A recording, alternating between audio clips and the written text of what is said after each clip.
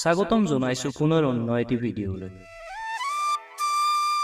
আমাৰ ভাৰতবৰ্ষখন এখন অতি ধাৰ্মিক দেশ। ভাৰতবৰ্ষত বহুতো মঠ মন্দিৰ দেখিবলৈ পোৱা যায়। তাৰ ভিতৰত ভাৰতত বহুত শক্তিপীঠও দেখিবলৈ পোৱা যায়। ভাৰতত ৫১টা শক্তিপীঠৰ ভিতৰত আটাইতকৈ পুৰণি আৰু অলৌকিক শক্তিৰে ভৰপূৰ এটা শক্তিপীঠ হ'ল কামাখ্যা শক্তিপীঠ। কামাখ্যা শক্তিপীঠক অঘৰী আৰু ত্ৰান্ত্ৰিকসকলৰ দুৰ্গ বুলি গণ্য কৰা হয়। অসমৰ ৰাজধানী চহৰ গুৱাহাটীৰ নীলাচল পাহাৰত এই মন্দিৰটো অৱস্থিত। কামাখ্যা মন্দিৰ সকলো শক্তিপীঠৰ মহাপীঠ হিচাপে জনাজাত। বন্ধুসকল, এই কামাখ্যা মন্দিৰৰ বহুতো অলৌকিক আৰু অজনা শক্তিৰ বিষয়ে শুনিলে আজিও গাৰ নোম শিয়ৰি উঠে, যি ৰহস্য ভাৰতৰ বিজ্ঞানীবোৰেও আজিলৈকে ফাদিল কৰিব পৰা নাই। তেন্তে বলকচোন বন্ধুসকল, পলম নকৰি কামাখ্যা মন্দিৰৰ এনে ৫টা আচৰিত ৰহস্যৰ বিষয়ে জানো। নম্বৰ ১। প্ৰতি বছৰে কামাখ্যা মন্দিৰত অম্বুবাচী মেলা উদযাপন কৰা হয়। বন্ধুসকল, অম্বুবাচী মেলাৰ সময়ত কামাখ্যা দেৱীৰ মাহেকীয়া হয় বুলি গণ্য কৰা হয়, যাৰ বাবে মূল মন্দিৰৰ দুৱাৰ ৩ দিনৰ বাবে নিজে নিজেই বন্ধ হৈ পৰে। হিন্দু ধৰ্মত মহিলাৰ মাহেকীয়াৰ সময়ত অশুদ্ধ বুলি গণ্য কৰা হয় আৰু ৩ দিন পিছত গা ধুৱাই শুদ্ধ কৰা হয়। ঠিক সেইদৰে অম্বুবাচী মেলাৰ সময়ত দেৱীক অশুদ্ধ গণ্য কৰা হয় আৰু দেৱীৰ কুণ্ডখন এখন বগা ৰঙৰ কাপোৰেৰে ঢাকি দিয়া হয়। ৩ দিন পিছত মন্দিৰৰ দুৱাৰ খুলিলে বগা কাপোৰখন ৰঙা হৈ পৰে, যাক অম্বুবাচী কাপোৰ বুলি কোৱা হয়। এই কাপোৰখনকে ভক্ত সমাজৰ মাজত প্ৰসাদ হিচাপে বিতৰণ কৰা হয়। দ্বিতীয়টো ৰহস্য হ'ল কামাখ্যা মন্দিৰৰ উৎপত্তি সন্দৰ্ভত। কামাখ্যা মন্দিৰৰ উৎপত্তি সন্দৰ্ভত কালিকা পুৰাণত এটা প্ৰবাদ আছে। দক্ষৰ জীয়ৰী আছিল সতী। সতীৰ পিতৃৰ অমতত মহাদেৱৰ সৈতে বিবাহপাশত আবদ্ধ হৈছিল। দক্ষই মহাদেৱক চকু পাৰি দেখিব নোৱাৰিছিল, কিয়নো মহাদেৱে একো কাম বন নকৰি ভাং খাই ঘূৰি ফুৰিছিল। এবাৰ দক্ষই এটা মহাযজ্ঞৰ আয়োজন কৰিছিল। সেই যজ্ঞলৈ সকলোকে নিমন্ত্ৰণ দিছিল, কিন্তু ভগৱান শিৱ আৰু সতীক দক্ষই নিমন্ত্ৰণ কৰা নাছিল।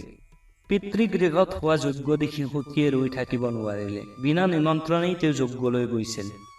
যজ্ঞস্থলীত সতীক দেখি দক্ষৰ বহুত খং উঠিল। তেতিয়া দক্ষই ত্ৰিভুৱনৰ সকলো দেৱ দেৱীৰ সন্মুখত ভগৱান শিৱৰ নাম লৈ নানান প্ৰকাৰে অপমান কৰিবলৈ ধৰিলে। স্বামীৰ অপমান সহ্য কৰিব নোৱাৰি সতীয়ে যজ্ঞস্থলীতে জীৱন ত্যাগ কৰিছিল। যেতিয়া ভগৱান শিৱই এই কৰুণ ঘটনাটোৰ বিষয়ে গম পালে, তেওঁ খঙত পাগলৰ দৰে হৈ পৰিল। তেওঁ সতীৰ শৰীৰটো কান্ধত লৈ তাণ্ডৱ প্ৰদৰ্শন কৰিবলৈ আৰম্ভ কৰিলে। বিষ্ণুৱে শিৱক শান্ত কৰিবলৈ বহুত চেষ্টা কৰিছিল, কিন্তু বিফল হৈছিল। পিছত বিষ্ণুৱে তেওঁৰ সুদৰ্শন চক্ৰৰ দ্বাৰা সতীৰ শৰীৰটো টুকুৰা টুকুৰকৈ কাটি দিছিল। সতীৰ দেহৰ ৫১টা টুকুৰা ভাৰতৰ ৫১খন ঠাইত পৰিছিল। যিবোৰ ঠাইত সতীৰ দেহৰ অংশ পৰিছিল, সেই সকলো ঠাইতেই ৫১খন শক্তিপীঠ গঢ়ি উঠিছিল। গুৱাহাটীৰ নীলাচল পাহাৰত সতীৰ জনিভাগ পৰিছিল, যাৰ বাবে ইয়াত বিখ্যাত কামাখ্যা মন্দিৰ প্ৰতিষ্ঠা হ'ল। তৃতীয়টো ৰহস্য কি জানেনে বন্ধুসকল? এই মন্দিৰত দেৱীৰ কোনো মূৰ্তি বা তেওঁৰ কোনো ৰূপ নাই। ইয়াত দেৱীৰ জনীকহে পূজা কৰা হয়। বিশ্বাস আছে যে মূল মন্দিৰৰ গৰ্ভত এটা পুখুৰী আছে, যিটো সদায় ফুলেৰে ঢাকি ৰখা হয়। তাৰ মাজতেই মাতাৰ জনীভাগ ৰখা হৈছে আৰু ইয়াতেই মাতাক পূজা অৰ্চনা আগবঢ়োৱা হয়। চতুৰ্থটো ৰহস্য হ'ল কামাখ্যা মন্দিৰলৈ যোৱাৰ বাবে 2টা পথ পোৱা যায়। এটা পথৰ বিষয়ে আমি সকলোৱে অৱগত, আৰু এটা পথ আছে যাৰ নাম হ'ল মেখেলা উজোৱা বাট। এই পথটো সৃষ্টিৰ আঁৰত এটা ৰহস্য আছে। এই পথটো কিৰাতবংশীয় নৰকাসুৰে নিৰ্মাণ কৰিছিল বুলি প্ৰবাদ আছে। প্ৰাগজ্যোতিষ দ্বিপতি কিৰাতবংশীয় নৰকাসুৰ আছিল কামাখ্যা দেৱীৰ পৰম ভক্ত। প্ৰবাদ আছে যে এবাৰ নৰকাসুৰে পৰম ভক্তিৰ বলত কামাখ্যা দেৱীৰ দৰ্শন পাবলৈ সক্ষম হৈছিল। দেৱীৰ স্বৰ্গীয় সৌন্দৰ্য দেখি নৰকাসুৰৰ মতিভ্ৰম ঘটিল। তেওঁ দেৱীক বিবাহৰ প্ৰস্তাৱ আগবঢ়ালে। দেৱীয়ে ক'লে যে দেৱী আৰু নৰমনীষৰ মাজত বৈবাহিক সম্পৰ্ক কেতিয়াও সম্ভৱ নহয়। কিন্তু নৰকাসুৰে কোনোপধ্যেই মান্তি নহ'ল। তেওঁ দেৱীক বিয়া কৰাবলৈ জিদ ধৰাত কামাখ্যা দেৱীয়ে তেওঁৰ পৰা পৰিত্ৰাণ পাবলৈ এটা বুদ্ধি সাজিলে। দেৱীয়ে ক'লে যে নৰকাসুৰে যদি মন্দিৰ দৰ্শনাৰ্থীসকলৰ সুবিধাৰ দে নীলাচল পাহাৰৰ নামনিৰ পৰা মন্দিৰলৈ একে নিশাৰ ভিতৰতে এটা শিলৰ খটখটি সাজি দিয়ে, তেন্তে তেওঁ নৰকাসুৰৰ সৈতে বিয়াত বহিবলৈ ৰাজি আছে।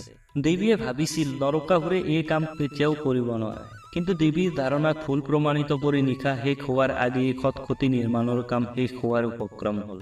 দেৱীয়ে দেখিলেই যে পথা বিষম, সেয়ে তেওঁ চক্ৰান্তৰ আশ্ৰয় ল'বলৈ বাধ্য হ'ল। তেওঁ এটা মায়াবী কুকুৰাক ৰাতি ডাক দিবলৈ আদেশ দিলে। নিশা শেষ নোহোৱাতেই কুকুৰাই ডাক দিলে। তেতিয়া দেৱীয়ে নৰকাসুৰক আহি ক'লে যে কুকুৰাই ডাক দিলে ৰাতিপুৱাল, তুমি তোমাৰ চৰ্ত পূৰণ কৰিব নোৱাৰিলা। প্ৰচণ্ড ক্ৰোধত নৰকাসুৰে খেদি খেদি গৈ মায়াবী কুকুৰাটোক দুচেওকৈ কাটিলে। যি ঠাইত কুকুৰাটো কাটিছিল সেই ঠাই টুকুৰা আজিও কুকুৰা কটা নামেৰে জনাজাত। নৰকাসুৰে নিৰ্মাণ কৰা শিলৰ খটখটিটো আজিও দেখিবলৈ পোৱা যায়, যাক মেখেলা উজোৱা বাট নামেৰে জনা যায়। পঞ্চমটো ৰহস্য হ'ল যে অসম বুৰঞ্জীত উল্লেখ থকা অনুসৰি কোচ ৰজা বিশ্বসিংহই গুৱাহাটীৰ নীলাচল পাহাৰত অৱস্থিত কামাখ্যা পীঠৰ অৱশেষ উদ্ধাৰ কৰি তাতেই মন্দিৰ নিৰ্মাণ কৰিছিল। কোৱা হয় যে সেই পীঠৰ মন্দিৰ সৰ্বপ্ৰথম নিৰ্মাণ কৰিছিল নৰকাসুৰে। পিছলৈ এই পীঠ মাটিৰ তলত বিলুপ্তপ্ৰায় অৱস্থাত পতিত হৈ আছিল। সেই পাহাৰৰ অধিবাসীসকলে সেই মাটিৰ স্তূপকেই দেৱস্থান বুলি মানি লৈ পূজা কৰি আহিছিল।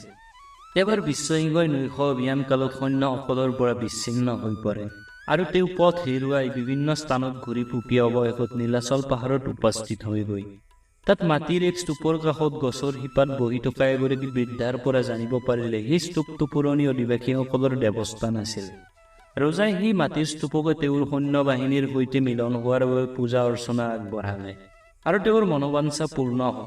ৰজা বিশ্বসিংহই সেই স্থানৰ মহত্ব দেখি বিস্মিত হৈ পৰে আৰু তেওঁ তাতেই স্বৰ্ণ মন্দিৰ নিৰ্মাণ কৰি দিম বুলি সংকল্পবদ্ধ হ'ল। পিছত সেই স্থানৰ খননত তাত এক প্ৰাচীন মন্দিৰৰ অৱশেষ উদ্ধাৰ হয়। ৰজাই সেই অৱশেষটোৰ ওপৰতে ইটাৰে এক নতুন মন্দিৰ নিৰ্মাণ কৰি দিছিল আৰু প্ৰতিটো ইটাত এক ৰতি সোণ প্ৰদান কৰিছিল বুলি প্ৰবাদ আছে। পিছত আকৌ 1553 চনত মুছলমান সেনাপতি কালাপাহাৰে কামৰূপ আক্ৰমণ কৰি কামাখ্যা মন্দিৰটো ধ্বংস কৰে। তাৰ পিছতে এই মন্দিৰ পুনৰ নিৰ্মাণ কৰে বিশ্বসিংহৰ পুত্ৰ নৰনাৰায়ণে। তেওঁ এই কাৰ্যৰ দায়িত্বভাৰ মেঘমুকুন্দ নামৰ এজন সেনাপতিক অৰ্পণ কৰিছিল। মেঘমুকুন্দই দুবাৰকৈ শিলৰ শিখৰ নিৰ্মাণ কৰিবলৈ অসমৰ্থ হোৱাৰ পিছত ইটাৰে বৰ্তমানৰ শিখৰটো নিৰ্মাণ কৰায়। বন্ধুসকল, আজিলৈ ইমানেই। আকৌ লগ পাম এটা নতুন ভিডিঅ'ত। এনেবোৰ ভিডিঅ' পাবলৈ আমাৰ চেনেলটো ছাবস্ক্ৰাইব কৰক। ধন্যবাদ।